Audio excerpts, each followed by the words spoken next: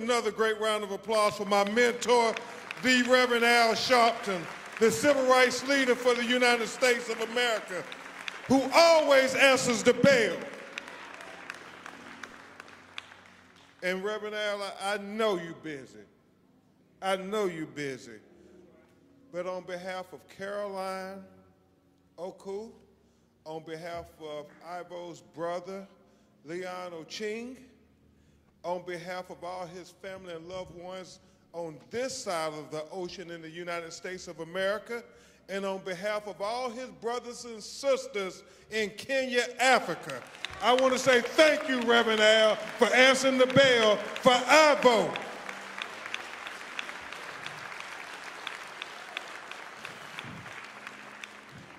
I'm so honored to work with a great attorney who has been championing civil rights here in the state of Virginia for decades.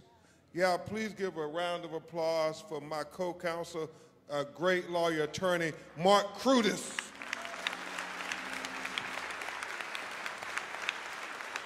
It takes all of us coming together to fight for justice, and I would be remiss if I didn't acknowledge Kareem Ali, who has been with the family day in and day out, every day, my investigator. Thank you, Kareem. And Reverend Jones, thank you again for opening up your cathedral to say that Caroline could come and give her son a respectable homegoing service. We would never forget that, Reverend Jones. And so the national call to action, and Reverend Al, it's a international call to action. Judy, people in Kenya watching us, right? Yeah, because he is a son not just of America, but a son of Africa. He's a son of Virginia. He's a son of Richmond County. He's a son of Henrico County. And so this national call for action, this international call for action is very simple. It is that when black people in America have mental health issues, we cannot treat them like criminal issues. The determining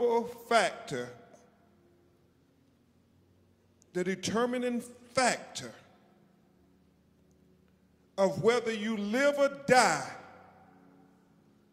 when confronted by the police, when you're having a mental health crisis, shouldn't be relegated to the color of your skin, whether you live or you face a death sentence. The national call to action is, as Reverend Al Sharpton said, from Virginia.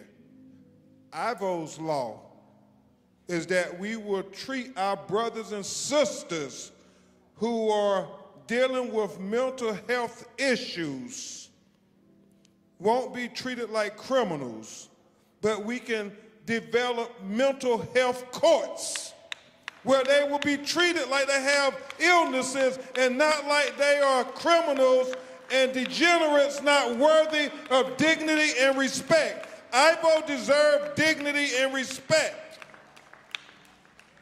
And so we remember that Irvo's legacy won't be defined by them, but Irvo's legacy will be defined by us. We will get justice for Irvo. Justice for Irvo. Justice for Irvo. Justice for Irvo. Justice for Irvo.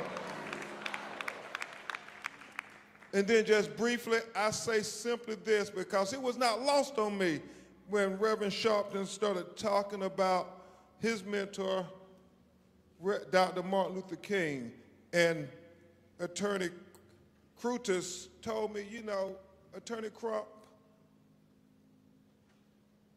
in 2 weeks, it will be the 60th anniversary of Dr. King's letter from the Birmingham jail, April 16th, 1963 is when Dr. King wrote that letter. And we must remember history. We must be students of history, especially since leaders in states like Florida and other places, I don't know where y'all at in Virginia, but they're trying to take away black history. So we got to remind people of black history every chance we get.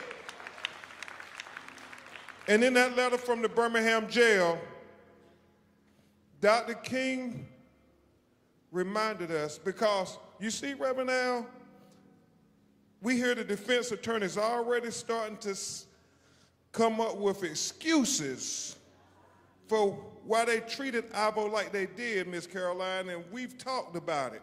You know, they engage in the intellectual justification of discrimination.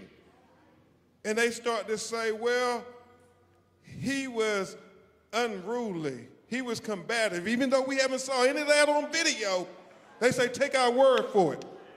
And so they try to start justifying it. And they say, so technically, what we did was legal. And you scratch your head and you say, but he had handcuffs on his wrist. And he had leg irons on his leg, Reverend Jones, and he was face down. And they piled on top of him. And my God, Councilman Jones, less than 3 years after George Floyd, why would any law enforcement officer put their knees on a man who is restrained and face down? But we see it on the video. And they stayed on him, Leon. Not 1 minute, not 2 minutes, not 3 minutes, not 4 minutes, not 5 minutes, not 6 minutes, not 7 minutes, not 8 minutes, not 9 minutes, not 10 minutes, not 11 minutes, but almost 12 minutes. They stayed on him. And Reverend Ellis, they say he was struggling because he couldn't breathe. And they try to say, well, technically it's legal. So we go back to the letter from the Birmingham jail when Martin Luther King reminded us, just because they say it's legal, that don't make it right.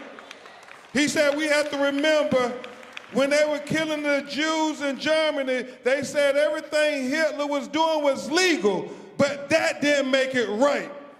When they had black people in slavery, they said it was legal, but that didn't make it right. They said segregation was legal, but that didn't make it right.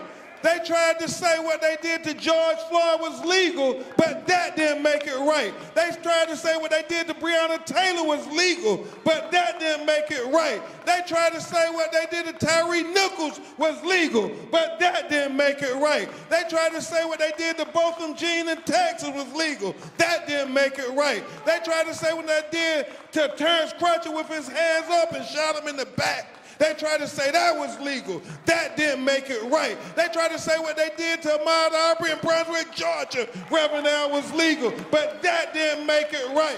They tried to say what they did to Eric Gardner was legal, but that didn't make it right. They tried to say what they did to 14-year-old Tamir Rice was legal, but that didn't make it right. They tried to say what they did to Marcus David Peters was legal, but that didn't make it right. And brothers and sisters, Caroline and Leon, they try to say what they did to Irvo was legal, but we must all remind them what Dr. Martin Luther King said. Just because they try to say it's legal, that don't make it right.